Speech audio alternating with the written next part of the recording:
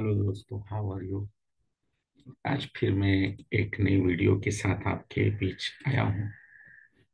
वो वीडियो है conditional statement. देखिए, बड़ा इम्पोर्टेंट चीज है, इसको समझना जरूरी है। क्योंकि इफ एक ऐसा कंडीशनल स्टेटमेंट है जिसको आपको जानना बहुत जरूरी है। इसके लिए मैंने आपके लिए एक चार्ट इधर बनाया है ताकि आप उसको समझ पाए। देखिए, बहुत इंपॉर्टेंट चीज है और इफ बेसिक चीज है। आप जैसे सपोज कर लो कि तीन चार स्टेटमेंट है, उसमें one by one statement execute होना है। लेकिन आप चाहती क्या कि वो स्टेटमेंट एग्जीक्यूट हो जिसमें मैंने कंडीशन लगा रखा है। जब तक कंडीशन फुलफिल नहीं हो तब तक वो चीज नहीं प्रिंट होनी चाहिए। तब जाकर आप कंडीशनल स्टेटमेंट का इस्तेमाल कर सकते हैं। इसके बहुत सारे वेरिएंट्स हैं। देखिए, वो इफ स्टेटमेंट आप कह लो, इफ एल्स आप कह लें, if else, if else if कह लीजिए, जिसको लैडर आप इफ एल्स कहते हैं, या आप नेस्टेड इफ कहिए। कुछ भी, मतलब नेस्टेड का मतलब एक के अंदर एक। तो ये सारी चीजें आपकी पढ़ी हुई होंगी, पढ़े होंगे आप लोग। लेकिन ये क्वेश्चन, प्लेसमेंट क्वेश्चन, इसलिए मैं बोल रहा हूं। इंटरव्यू से भी ये क्वेश्चन पूछे जाते हैं। इंटरव्यू में एक यूनिवर्सिटी के एग्जाम को पास करना और है, और इंटरव्यू के क्वेश्चन को सॉल्व करना या डील करना या प्लेसमेंट के क्वेश्चन का जवाब देना वो और है। आपको मैं अभी दिखाता हूं कि मैं क्या बताना चाहता हूं, क्या शेयर करना चाहता हूं आपसे। देखिए, एक सिंपल सा पहले हम ये समझते हैं कि इफ स्टेटमेंट क्या है। ये कहता है it is mostly used in the cases where we need to perform the different operation for the different condition. अलग अलग कंडीशन के लिए अलग अलग ऑपरेशंस का होना, परफॉर्म होना, ये जरूरी है। लेकिन उसके लिए सिंटैक्स इफ का क्या होता है, बस इफ दिया, एक्सप्रेशन लिखा। अगर ये एग्जीक्यूट हो जाता है तो इफ बॉडी काम करेगा। अगर ये फॉल्स हो जाता है तो इफ बॉडी काम, यानी इसके अंदर वाला कोड एग्जीक्यूट नहीं करेगा फॉल्स होने पर। अच्छा, जैसे मैं एक एग्जांपल के लिए आपको नीचे ले चलता हूं। देखो, मैंने एक इवन ऑड का क्वेश्चन है कि कोई भी नंबर आप ले रहे हो, वो नंबर इवन है या ऑड है। तो मैंने अभी लिया एक नंबर, इंट लिखा, एक नंबर उसमें डिक्लेयर करके यहां पर ले आता हूं। अच्छा, इनपुट मांग लिया कि आप एन में कोई वैल्यू दो। चलो, आपने ले लिया। अब एन में वैल्यू आपने लिया, सपोज करो यहां पर एन का वैल्यू आपने, मैंने कमेंट्स करके लिखना है, एन का वैल्यू आपने ले लिया। मान लेते हैं 5 लिया है या 4 लिया, जो भी लिया, 5 लिया, चलो। तो 5 को 2 से डिवाइड करेंगे, यानी ये लाइन का मतलब हुआ कि सर 5 को ना आप 2 से मॉडुलस कर रहे हो, 2 से।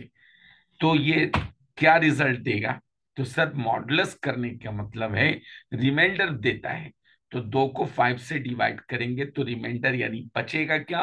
1, जो कि 0 के बराबर नहीं है। देखिए, ये 0 के बराबर नहीं है। इसका मतलब ये कंडीशन क्या हो गया? फॉल्स। जैसे ही फॉल्स हुआ तो आप कह सकते हैं कि सर कुछ भी नहीं दिखाएगा। हाँ, कुछ भी नहीं दिखाएगा। क्यों नहीं दिखाएगा? क्योंकि सर 5 जो है ये मेरा इवन नंबर नहीं है, इसलिए नहीं दिखाया। लेकिन अगर एन की जगह पर, आगे चलता हूं, एन की जगह पर अगर हम 4 ले लेते, सपोज करो, तो फिर क्या होता? तो यहां आकर हम क्या करते कि एन को, सॉरी 4 को, अगर मैं मॉडुलस 2 दूंगा, ऑब्वियस सी बात है पूरा का पूरा कट जाएगा। रिमाइंडर कुछ नहीं तो 0 तो आएगा ही आएगा। अच्छा, तो इसका मतलब ये वाला पूरा कैलकुलेशन 0 हो जाएगा।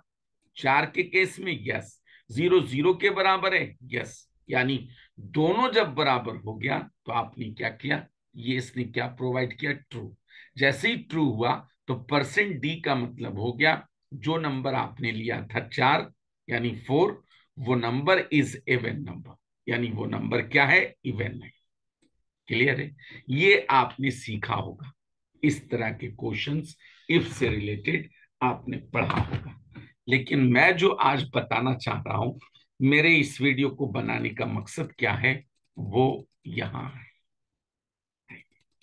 देखिए यहां है, ये कहता है कि sir now ask the question in placement about conditional statement if.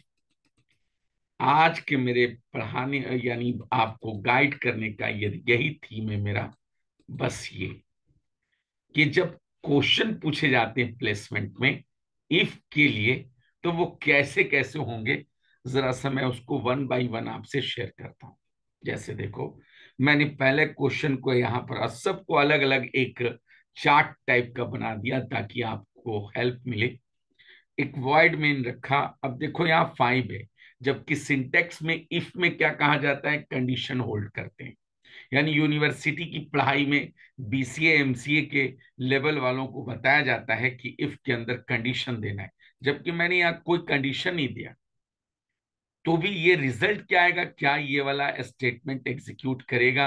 Answer है यस, करेगा सर, बिना कंडीशन दिए हुए। हाँ करेगा। क्यों करेगा सर? तो याद रखिए, मैं यहाँ पर दो बात आपसे शेयर करता हूं।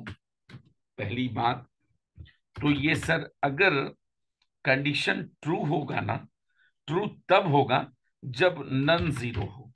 याद रखिएगा, नन जीरो मतलब जीरो नहीं हो। नन जीरो का मतलब जीरो नहीं हो का मतलब क्या है, -1 हो सकता है, अच्छा 2 हो सकता है, 5 हो सकता है, यानी कुछ भी हो सकता है। समझ रहे हैं? यानी कुछ भी हो सकता है, लेकिन जीरो नहीं हो सकता। Clear sir? सब कुछ हो सकता है लेकिन जीरो नहीं हो सकता।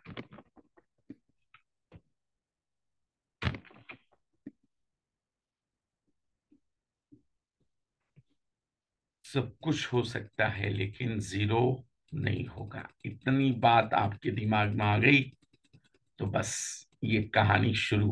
अब मैं करता हूं यहां से, जरा सा आप गौर करेंगे, ध्यान से देखिएगा। अब क्या मैं बोल रहा हूं, जीरो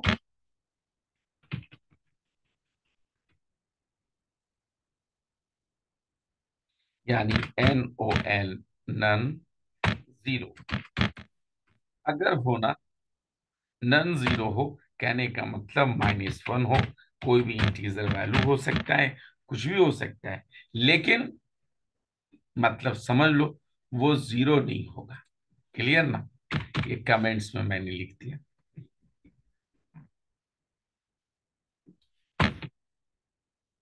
ठीक है। अच्छा, जब जीरो होगा तो सर, तो बोला जब जीरो होगा ना, जीरो होगा। अच्छा, नन जीरो जो होगा ना, वो ट्रू कहलाएगा।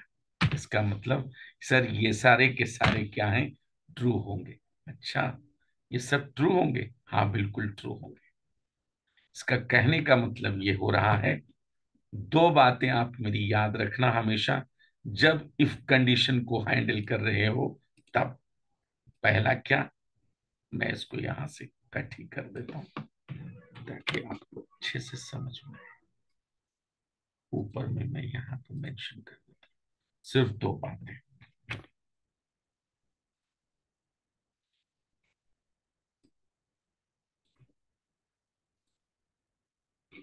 एक तो ये होगा, तो समझ जाइएगा कि ये ट्रू हो जाएगा।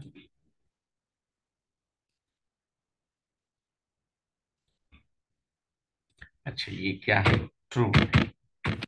अच्छा ट्रू है, हाँ ट्रू है सर। फिर अगर फॉल्स होगा तो,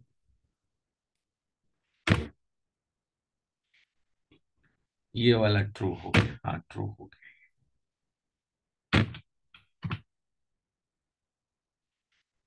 अब ये क्या होगा सर, इसका मतलब अगर जीरो हुआ ना, तो वो क्या हो जाएगा, फॉल्स। जहां से भी जीरो हुआ तो वो फॉल्स हो जाएगा। अब मैं आपसे यहां से पूछता चलूंगा, देखिए ध्यान से समझिए इस बात को। देखो यहां पर 5 है, क्या जीरो है? तो नहीं। तो ये बाय डिफॉल्ट क्या होगा, ये ट्रू कहलाएगा। अब जैसे ही ये ट्रू होगा ना, ये वाला ट्रू होगा, जैसे ही ट्रू होगा तो पता चला यहां पर कंडीशन होगा सर, क्या सर, TRU ट्रू। जैसे ये ट्रू होगा तो ये वाला स्टेटमेंट आएगा, यहां आने के बाद ये इसको प्रिंट करेगा तो आउटपुट में क्या आएगा, ट्रू। ओके, दूसरे में भी मैंने वैसे ही किया है। मैंने दूसरे में क्या किया, डायरेक्ट जीरो ले लिया। डायरेक्ट जीरो जैसे ही लिया तो पता चला ये क्या हो गया, फॉल्स। कंडीशन नहीं दिया, फॉल्स दिया। जैसे ही फॉल्स दिया तो ये वाला इफ वाला बॉडी तो एग्जीक्यूट करेगा ही नहीं, गेट CH में आएगा तो पता चला ब्लैंक्स उसको दिखाई देगा, यानी ट्रू तो प्रिंट ही नहीं करेगा, डायरेक्ट ब्लैंक्स होगा। अच्छा ठीक। अब जीरो को मैंने सिंगल कोट्स में बंद करके रखा, सिंगल कोट्स में। अब क्या होगा, तो इफ सिंगल कोट्स में जीरो को रखा, अब यहां पर देखता हूं क्या होता है। तो पता चला जीरो अभी एक कैरेक्टर है, याद रखिएगा। जीरो एक न्यूमेरिक वैल्यू जब होगा तो फॉल्स हो जाएगा, और जैसे ही जीरो को सिंगल कोट्स में आप रखेंगे तो वो कैरेक्टर काउंट करेगा। जैसे ही कैरेक्टर होगा तो पता चला उसका कुछ स्काई वैल्यू होगा, और जब उसका कुछ वैल्यू होगा तो वो डेसिमल में होता है, और हर डेसिमल नंबर अपने आप में इंटीजर होता है। हर इंटीजर बाय डिफॉल्ट क्या होता है, ट्रू। मैंने अभी ऊपर बोला जीरो होगा तभी फॉल्स होगा, वो ट्रू होगा। इस केस में ये वाला प्रिंटफ क्या करेगा, एग्जीक्यूट करेगा। क्लियर, बात समझ में आ रही है आपको जी, वो करेगा। अच्छा, फिर थोड़ा सा इसी में आप देखिए 6 वाला क्वेश्चन को, अगर मैं उसी जीरो के आगे एक नल कैरेक्टर देता हूं, यहां देखो मैंने क्या किया, हम कह रहे हैं /0 दिस इज अ नल, और उसको सिंगल कोट्स में बंद रखा। जैसे ही ये नल हुआ ना, अब ये नल का मतलब होता है इम्पटी, इम्पटी मतलब जीरो। इसका मतलब /0 कैरेक्टर में नहीं लिखकर, बल्कि इसका वैल्यू क्या है, इसका स्काई वैल्यू ही है जीरो। अब जैसे ही जीरो यहां आएगा तो ये अपने आप को क्या समझेगा, फॉल्स। देखिए मैं ऊपर वाले में लिखना भूल गया, आप लोग मुझे याद दिलाते चलो। देखो यहां पर क्या होना है सर जी, यहां पर होगा, यहां पर आपका ट्रू होगा, कंडीशन क्या होगा, ट्रू होगा, इसलिए ट्रू लिखाएगा। लेकिन जैसे ही नीचे आएगा ना, इस पोजीशन पर, तो अभी कंडीशन क्या होगा, फॉल्स। देखो अभी कंडीशन होगा फॉल्स, इस जगह पर फॉल्स हो जाएगा। क्यों, क्योंकि उसका स्काई वैल्यू कुछ न कुछ इंटीजर होता है, जिसकी वजह से ये वाला बॉडी फॉल्स होगा। और फॉल्स जब होगा तो यहां पर आएगा गेट CH के पास, और गेट CH एक कैरेक्टर लेने आएगा, ये दिखाएगा ही नहीं, यानी ये एग्जीक्यूट ही नहीं किया तो छापेगा कहाँ। अच्छा, ये 6 वाला है। अब चलो 5 वाला देखते हैं। यहां पर अगर मान लो ग्रुप ऑफ कैरेक्टर यहां दे देते हैं, यहां क्या दिया हमने, ग्रुप ऑफ कैरेक्टर दे दिया। सपोज करो यहां पर हमने ग्रुप ऑफ कैरेक्टर दिया ऐसे, देखिए ठीक है। तो यहां पर क्या हो रहा है, यहां पर एक से ज्यादा कैरेक्टर आ रहे हैं, हाँ आ रहे हैं सर। इसका कुछ ना कुछ वैल्यू होगा, कुछ ना कुछ वैल्यू होगा, याद रखिए, कुछ ना कुछ वैल्यू होगा, जीरो नहीं होगा। अच्छा, जब जीरो नहीं होगा तो जीरो होगा तभी तो सर ये फॉल्स करेगा। इसका मतलब जीरो नहीं होगा, इसका मतलब क्या है कि ये ट्रू होगा। हाँ सर ये ट्रू होगा, ये ट्रू होगा, यानी आउटपुट में ये वाला बॉडी एग्जीक्यूट करेगा और सामने मेरे पास रिजल्ट लिखा नजर आएगा, ट्रू। ओके।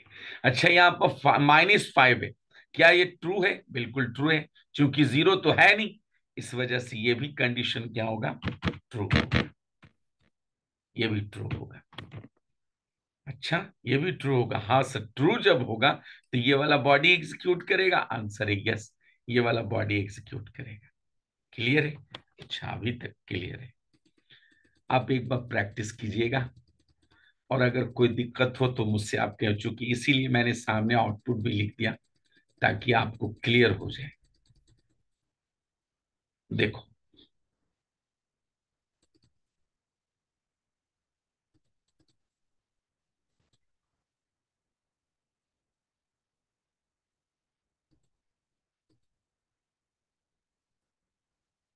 देखिए यहां पर एक 7 नंबर है।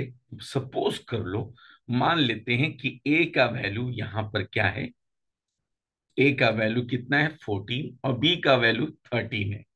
याद रहे मैंने क्या करना है, ए का वैल्यू यहां पर क्या लिया है 14।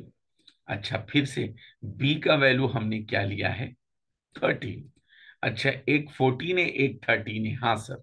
अब मैं कर क्या रहा हूं, बी का वैल्यू को ए में रखने की कोशिश कर रहा हूं। बी का वैल्यू 13 था, इक्वल टू नहीं है, मैं equal to double equal to checking के लिए होता है, और इक्वल टू को कहते हैं असाइनमेंट ऑपरेटर, वैल्यू रखने के लिए, यानी राइट वाली वैल्यू को लेफ्ट में रख दिया जाएगा, यानी बी के वैल्यू को ए में रख दिया जाएगा। तो ए तो पहले से 14 था, बी का वैल्यू 13 है, 13 ओवरराइट हो जाएगा ए में और ए का वैल्यू 13 होगा।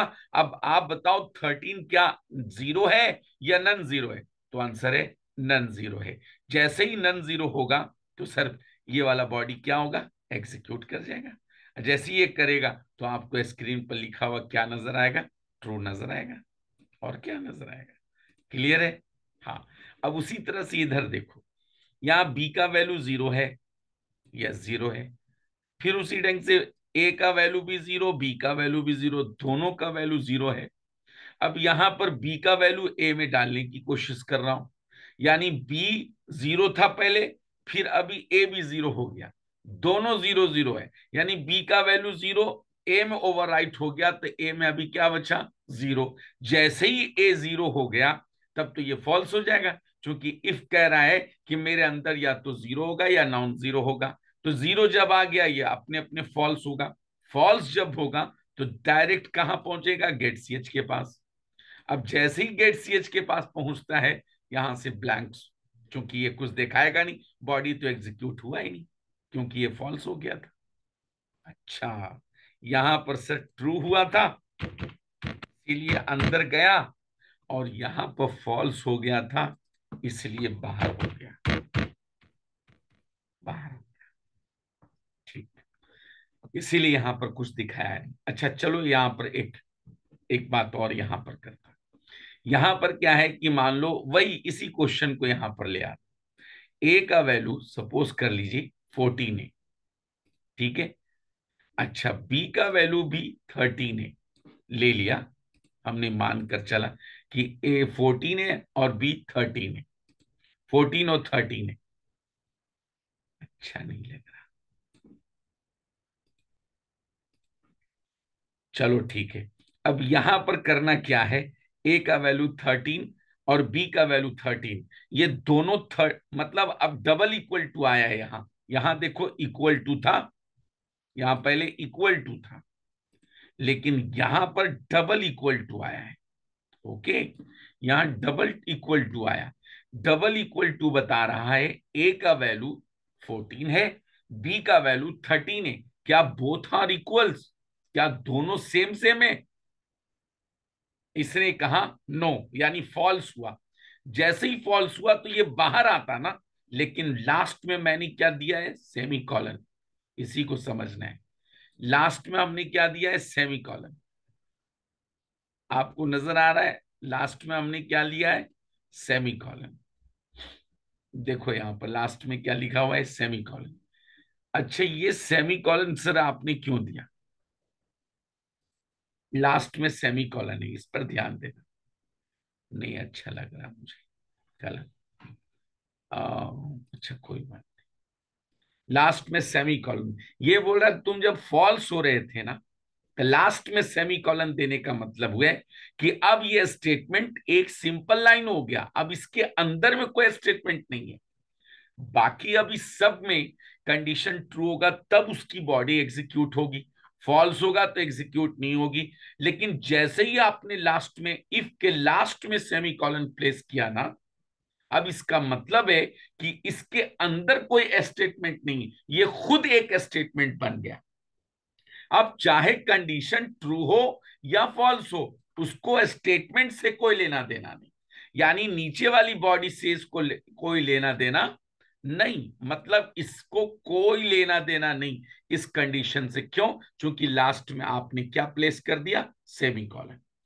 सेमीकोलन देने का मतलब है कि इसके अंदर कोई नहीं है, यानी प्रिंटफ ये जो ट्रू लिखा हुआ है ये इफ के अंडर में नहीं काम कर रहा है, यानी अब ये स्टेटमेंट इफ से बाहर हो गया। अच्छा, इसका मतलब ये ट्रू तो होगा ही होगा सर, चाहे कंडीशन फॉल्स हो या ट्रू हो। हाँ बिल्कुल होगा। क्लियर है? चलिए,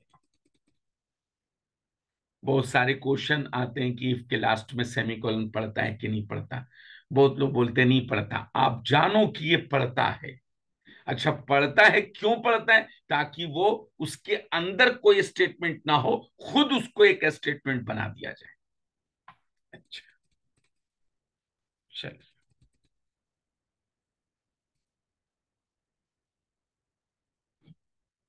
देखिए, एक 10 नंबर वाले पर डिस्कस करता हूं। यहां पर थोड़ा सा केयरफुल रहना। ए का वैल्यू मैंने 0 लिया। ओके राइट, ए का वैल्यू हमने क्या लिया? 0। ठीक। और एक बी का वैल्यू यहां पर लिया है, और इसका वैल्यू मैंने चूंकि फ्लोट लिया है तो इसको मैं कर लेता हूं, फ्लोट वाले को कर दिया मैंने b is equal to 0.0। Okay, अब मैं दोनों को कंपेयर करता हूं, यानी a को भी कंपेयर कर रहा हूं और b को भी कंपेयर कर रहा हूं। कंपेयर कर रहा हूं क्यों? क्योंकि सर डबल इक्वल टू यहां पर आपने दिया। ओके, हाँ ओके। अब इससे क्या होगा सर? ये भी 0 है, यानी ए में 0 लाया है, ए में 0 रखा है। बोला हाँ ठीक। तो डबल इक्वल टू इधर दिया सर, अब फिर से 0.0। क्या दिक्कत है? Both are same same. दोनों क्या होगा इस वक्त? सेम होगा। जैसे ही सेम होगा तो ये क्या प्रिंट करेगा? ट्रू। यानी बॉडी ट्रू हो गई, कंडीशन ट्रू हो गया। जैसे ही कंडीशन ट्रू हुआ ना, तब ये कहां पहुंचेगा? अपनी बॉडी में, और उसको प्रिंट कर देगा। इसका मतलब आउटपुट में क्या आएगा सर? ट्रू आएगा। बड़ा आसान था, लेकिन थोड़ा सा आगे चलिए। मान कर चलो एक वेरिएबल बनाया ए, जो कि फ्लोट टाइप का है। उसमें वैल्यू रखा मैंने 0.2। कितना रखा है वैल्यू? 0.2। अब उस 0.2 को यहां से मैं ए को चेक कर रहा हूं 0.2 में, इसको चेक कर रहा हूं। देखो, इस 0.2 को मैं ए के वैल्यू से चेक कर रहा हूं, चूंकि ए में भी 0.2 ही है। ओके। अच्छा, यहां पर क्या होना है? यहां पर देखो, इधर भी 0.2 है और इक्वल टू दिया, इधर भी 0.2 है। आप पहले इसको ना रोक कर मुझे एक जवाब दे दो, आउटपुट में क्या आना चाहिए? आउटपुट में क्या आना चाहिए? आपका आंसर क्या होगा? पहले मुझे ये सुनना है। आप कहेंगे कि सर आंसर तो ट्रू होगा क्योंकि कंपेयर हो रहा है, लेकिन आंसर ट्रू नहीं होगा, ब्लैंक्स होगा। यानी ये ट्रू नहीं होगा, बल्कि ये फॉल्स होगा। अच्छा सर, फॉल्स क्यों होगा? जरा ध्यान देना। सर फॉल्स क्यों होगा? यहां तो दिखाई देता है कि ट्रू होगा। नहीं, फॉल्स होगा। अच्छा, फॉल्स क्यों होगा जरा समझना। कि जब आप किसी वेरिएबल में वैल्यू रखते हो, जैसे ए के अंदर वैल्यू आपने रखा अभी, हाँ सर रखा, तब ये फ्लोट वैल्यू है, आपने डिक्लेयर किया। लेकिन जब आप किसी फ्लोट वैल्यू को डायरेक्ट लिखते हैं 0.2, जैसे मैं किसी जगह पर लिख दूं इस तरह से, जैसे देखो, समझो, यहां पर कहीं पर लिख दिया मैंने, मान लो 2.3 या 2.4। अभी ये क्या है? फ्लोट है। आंसर है नहीं, ये डबल है सर, ये डबल में लेता है बाय डिफॉल्ट। लेकिन जैसे ही आपने यहां पर इस तरह से लिखा कुछ, FLOAT फ्लोट, पहले डेटा टाइप आपने दिया फ्लोट, उसके बाद ए इज इक्वल टू आपने कहा 2.4। अब ये पता है क्या हुआ? ये हो गया ए का वैल्यू फ्लोट में।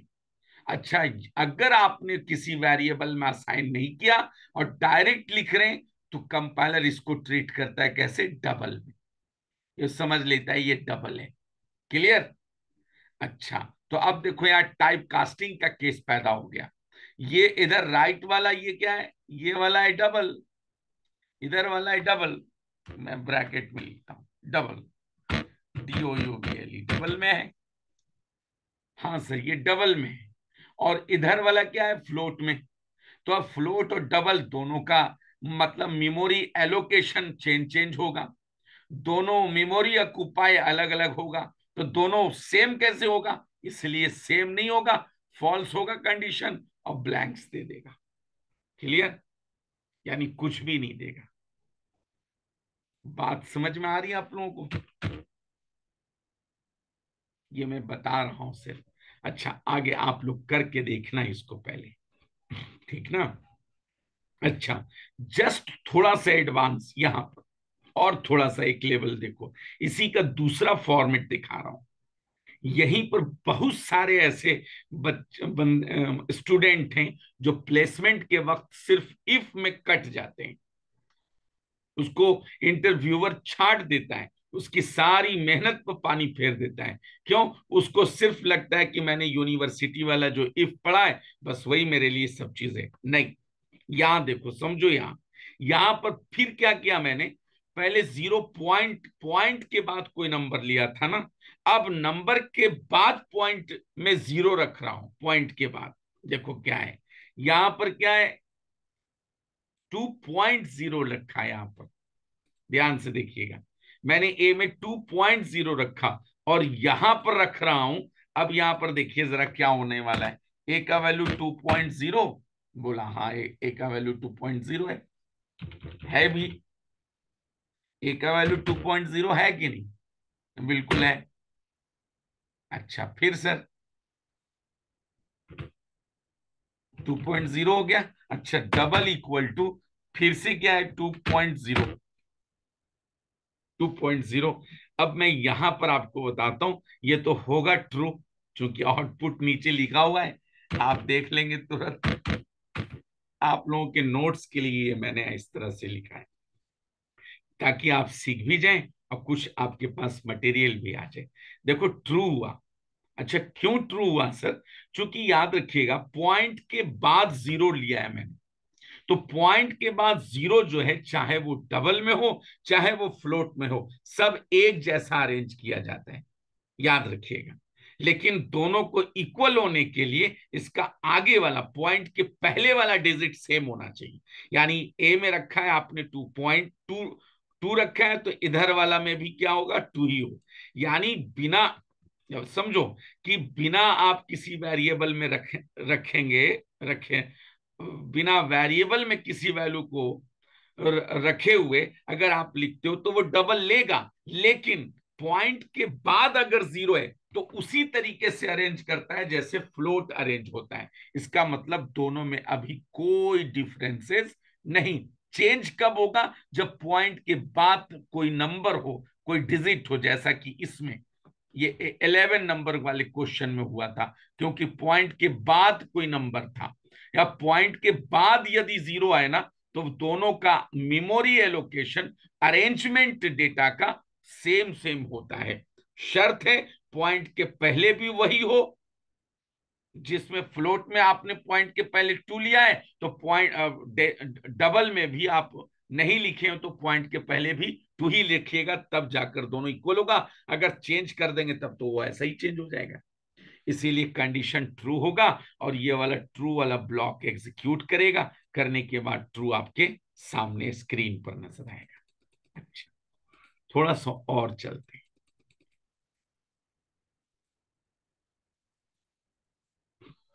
देखिए यहां पर मैंने आप लगा लीजिएगा हैश इंक्लूड स्टूडियो कॉन्यू, मैं यहीं पर आता हूं। अब देखो इफ के अंदर मैंने प्रिंट इफ लिखा है, ध्यान दीजिएगा। मैंने इफ के अंदर में बजाबता एक स्टेटमेंट लिख दिया, प्रिंट इफ। सर ये प्रिंट इफ लिखा क्यों सर आपने, तो हाँ लिख सकते हैं, क्यों नहीं लिखेंगे, कुछ भी लिख सकते हैं इसके अंदर। आपने प्रिंटफ लिखा, सर अब आउटपुट क्या आएगा, तो प्रिंटफ अपना काम करेगा, यानी समीर लिखेगा, यहां पर लिखा उसने, कर्सर जस्ट बगल में ब्लिंक कर रहा है। अच्छा फिर इसने क्या किया, तो प्रिंटफ क्या रिटर्न करता है, तो आप कहेंगे टोटल नंबर ऑफ कैरेक्टर। जिस बंदे को ये प्रिंटफ की कैरेक्टरिस्टिक्स नहीं मालूम, इसके राज नहीं मालूम, मेरा एक वीडियो है इसी चैनल पर, आप उस पर जाकर देख सकते हो, बढ़िया से देख लीजिएगा, तब आपको अच्छे से समझ में आ जाएगा। तो देखो, ये मैं अभी खाली रिव्यू कर देता हूं कि टोटल नंबर ऑफ कैरेक्टर को रिटर्न करता है। जैसे एस, एक, एक, दो, तीन, चार, पांच, छह, टोटल 6 नंबर्स है, इसको ये रिटर्न किया। यहां पर आया क्या, तो बोलेंगे कि sir 6। Total number of character क्या रिटर्न हुआ, 6। क्या रिटर्न हुआ, 6। अब 6 क्या है, 6 क्या है, क्या जीरो है या नन जीरो है, तो आंसर है ये तो सर नन जीरो है। नन जीरो होगा तब तो ये ट्रू होगा, और जब ट्रू होगा तो ये वाला, ये प्रिंट एफ के अंदर में जो लिखा हुआ है वो प्रिंट भी करेगा। इसका मतलब समीर और ट्रू ये दोनों प्रिंट करेगा। ओके, अब थोड़ा सा यहां पर चलो, इसमें 14 नंबर में, अब यहां पर क्या, मैंने एक कंडीशन भी लिखा है, ये स्टेटमेंट भी लिखा है। स्टेटमेंट में क्या लिखेगा, समीर, अच्छी बात है। अच्छा, फिर उसके बाद कॉमा है, कॉमा के बाद फिर एक स्टेटमेंट मैंने दिया। देखो, एक एक कंडीशन है, अब फिर से मैंने कॉमा के बाद एक और ले लिया। देखो, तो आगे वाला तो बोल रहा है कि मैं 6 रिटर्न करूंगा ना सर। अगर 6 रिटर्न किया ना मैंने, अगर 6 रिटर्न किया मैंने, और कॉमा यहां पर आपने दिया ना, कॉमा दिया है यहां पर, तो 6 आ गया सर, ठीक है। लेकिन आगे में ना फिर एक कॉमा भी है, आगे में क्या है, एक कॉमा है।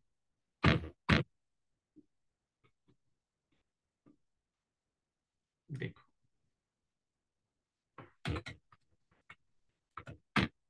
कॉमा है, और कॉमा जब यहां पड़ा ना, तो 8% 2 करो आप, यानी 2 को 8 से डिवाइड करेंगे तो क्या रिमाइंडर क्या बचेगा, तो आंसर है 0। 0, इसका मतलब आगे वाला सर नन जीरो है, और लास्ट वाला जो है 0 है। तो याद रखना, कंडीशन जहां टर्मिनेट हुआ है हमेशा लास्ट वाले पर डिसीजन होता है। किस पर डिसीजन होता है, लास्ट वाले पर डिसीजन होता है। फिर से बोल रहा हूं, यहां पर दो दो चीजें आ गई। यहां पर 6 है तो ये तो नन जीरो है, यहां 0 आ गया इसका मतलब फॉल्स हो गया। तो अब वाकई लास्ट वाले पर डिसीजन होगा, यानी फॉल्स होगा। केवल लिखाएगा क्या, समीर, ये ट्रू नहीं लिखाएगा, इसकी वजह से, ये 0 आने की वजह से। ओके, ओके, चलो, फिर अब देखो 15 नंबर से पर चलता हूं। मैंने क्या किया, पूरा कंप्लीट एक यहाँ क्लियर स्क्रीन जो है, मैंने इसको इफ के अंदर रखा, फिर एक प्रिंट इफ में एक स्टेटमेंट डाल दिया समीर को, ठीक ना।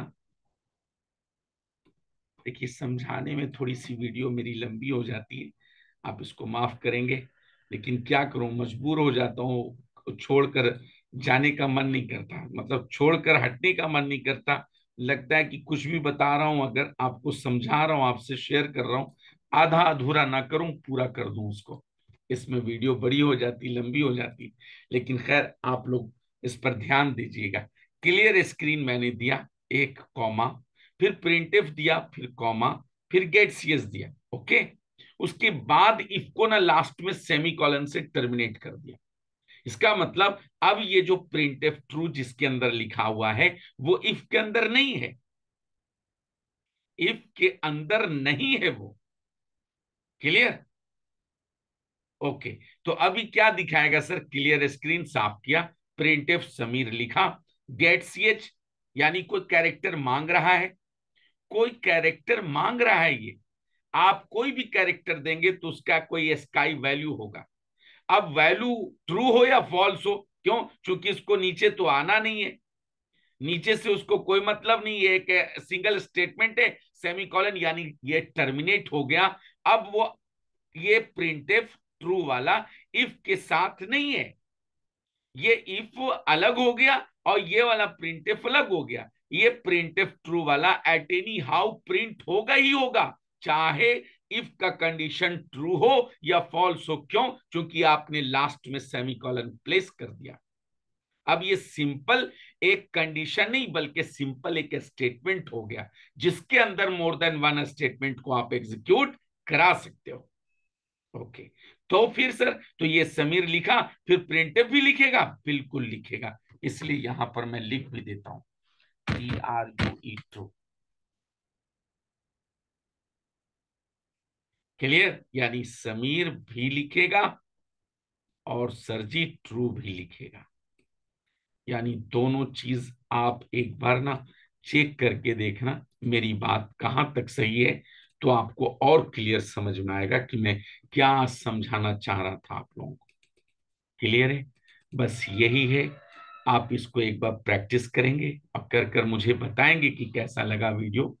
अगर वीडियो अच्छा लगा तो प्लीज सब्सक्राइब भी कर दीजिएगा, कमेंट्स भी कर दीजिएगा, हो सके तो शेयर भी कर दीजिएगा अगर अच्छी लगी हो तो। ओके, फिर हम लोग मिलते हैं एक नई वीडियो के साथ। बाय।